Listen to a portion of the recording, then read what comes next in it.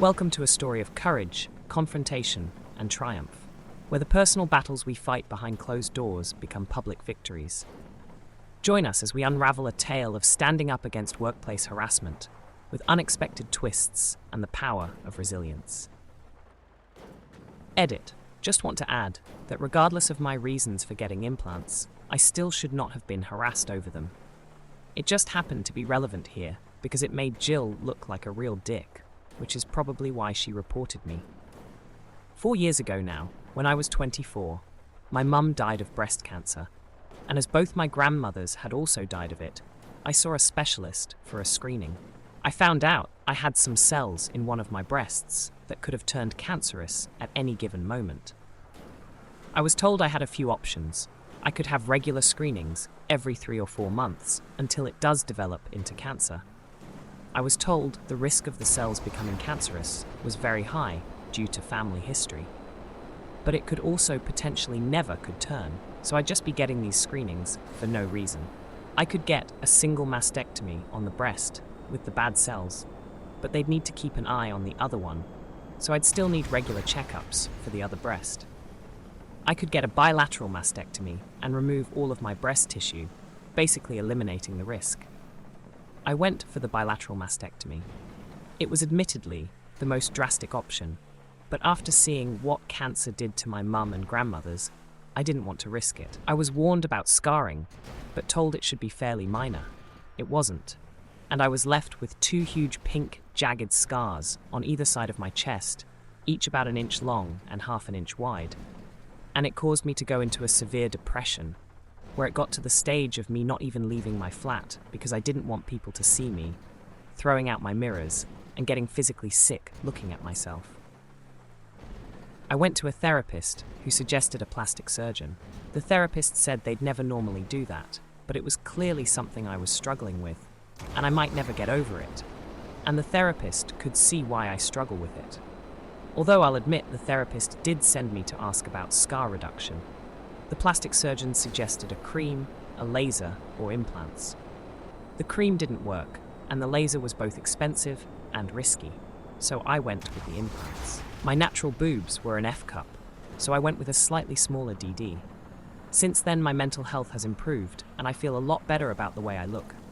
My confidence has gone up, as has my self-esteem. I know I shouldn't put so much into my appearance, but I wasn't exaggerating about these scars. Huge, bright pink, jagged, raised, just really awful to look at, and I hated seeing myself. And they are now nicely hidden away, and you can barely feel them. In the present day, I'm 28 years old and working in an office. I'm doing a lot better than I was. My coworker Jill found out I'd had a boob job, but not about the cancer thing. When myself and my friend from years before the mastectomy were planning a holiday, and she made a joke about me going on a plane with my implants, and Jill overheard. By the end of the day, the entire office knew I'd had a boob job, but not why, and ½ a dozen people confirmed Jill had told them. Over the next few months, Jill made many jokes and comments about my chest to co-workers when I was in earshot, at one point saying I had more plastic than Barbie, and calling me fake in 2 ways.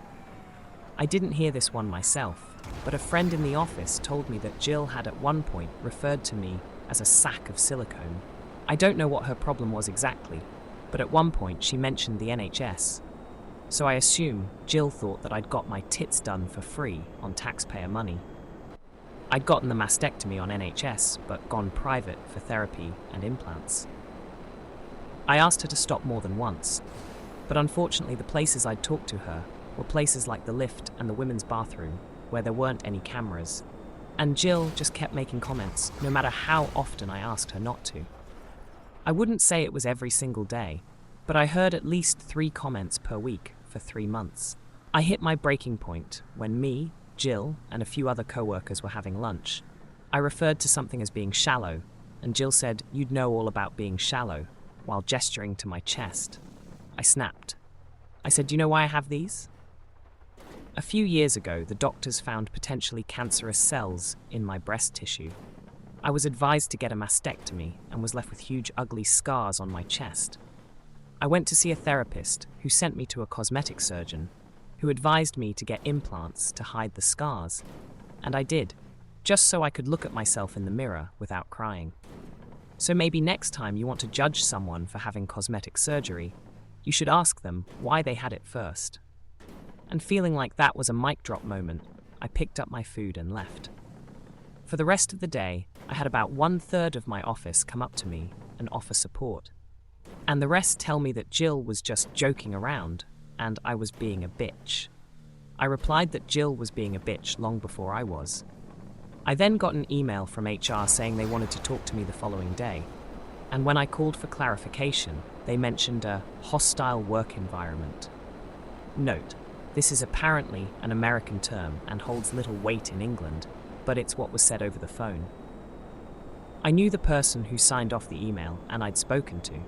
Her name was Debbie, and she was Jill's friend in HR, so I was fairly confident on who had reported me. I realized that if this was already being sent to HR, I needed as much ammunition as possible, so I went about collecting my information. As Debbie had dealt with me so far, it was safe to assume she would be the person reviewing the complaint with me, and if that was true, I was fucked. However, I vaguely remembered a section on complaints that was in my contract when I first signed with the company. I flicked through the contract and there was a part in complaints section that said I was contractually allowed to request a change of reviewer if I felt my allocated reviewer was biased. It was called an impartial overseer. I photocopied the page and highlighted that part. Then I messaged the people who had offered their support over Facebook and said basically, HR have asked to see me. Do any of you remember Jill insulting me to your face? And are you willing to write and sign something saying what you heard and when? Not everyone was willing to help, as Jill is somewhat feared in the office due to her befriending HR and management, but about 20 people were willing to help me. I guessed roughly when I'd asked Jill to stop previously, the 4 asks over the last few months. Some timings were easy to guess as they'd happened on my break or when I'd first arrived at work. And I wrote them all down, along with a rough time of when the lunchroom confrontation happened and a list of names of who was there for the lunchroom confrontation. I got to work slightly early the next morning. I went round everyone who had messaged me, and most of them managed to give me a printed and signed letter. Some didn't manage to write one, but NBD. This isn't exact words, as there's 16 letters to sum up here, but the gist was, my name is their name. I work with Jill last name and OP. On date, at time, approx, I spoke with Jill last name, during which she referred to OP as quote insult.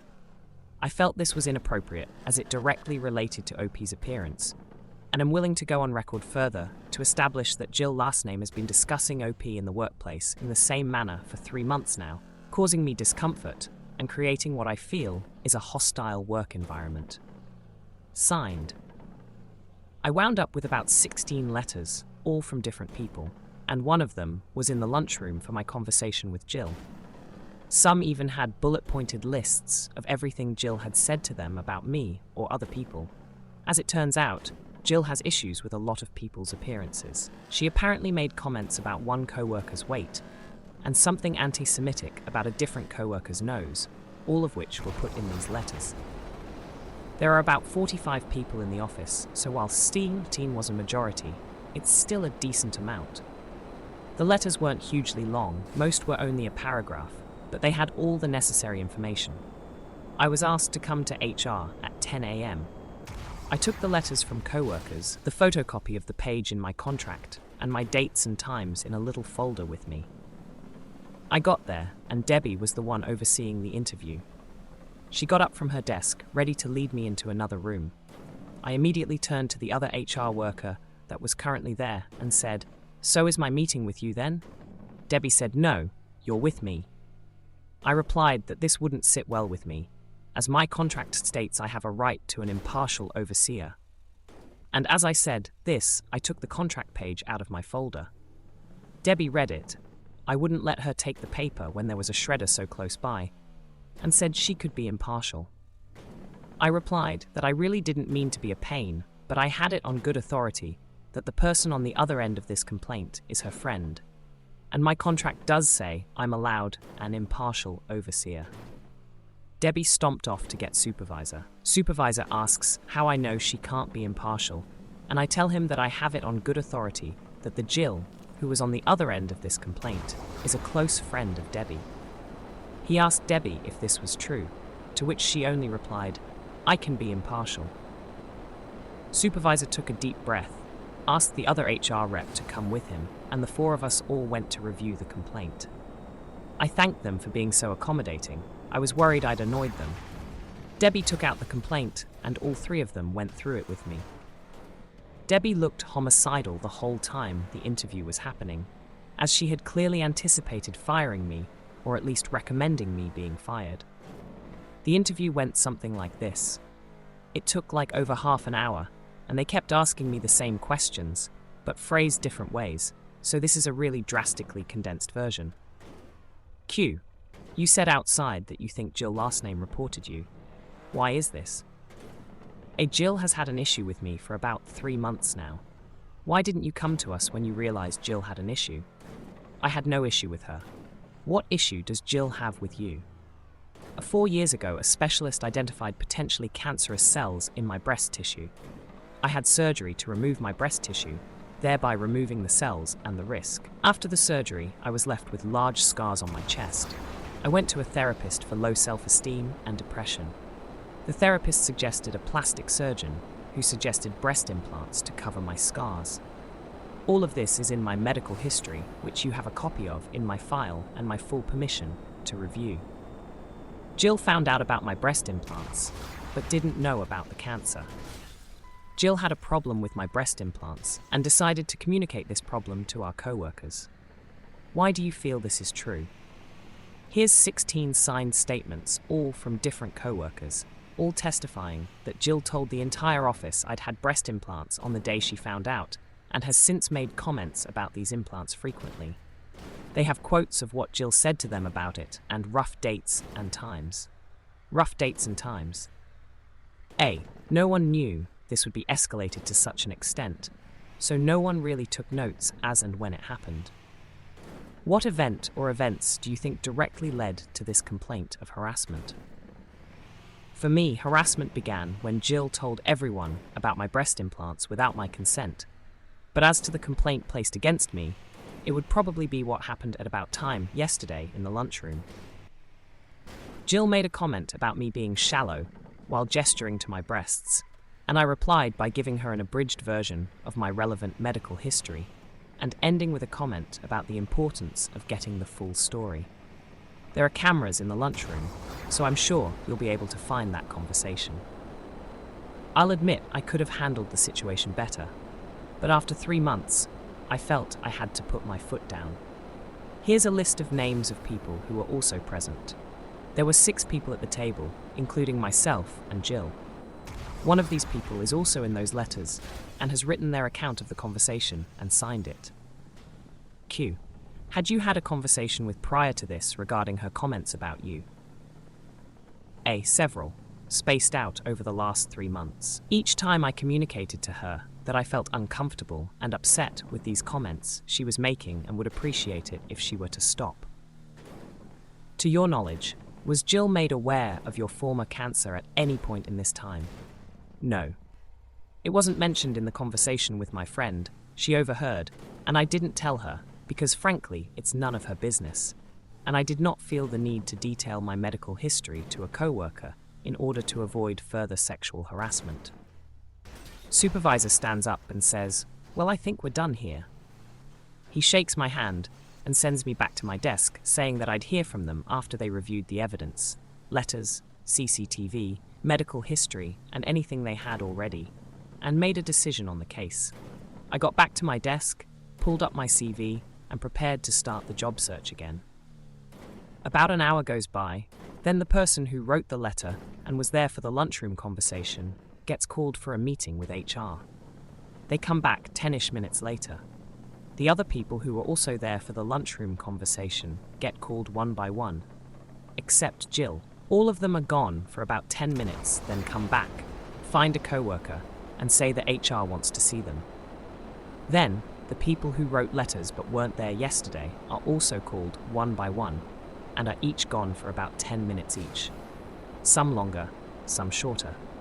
By about 3:30, it looks like everyone who wrote a letter or was there in the lunchroom has been interviewed. Then, finally, Jill gets called in. She's gone for about 30 minutes and comes back fuming.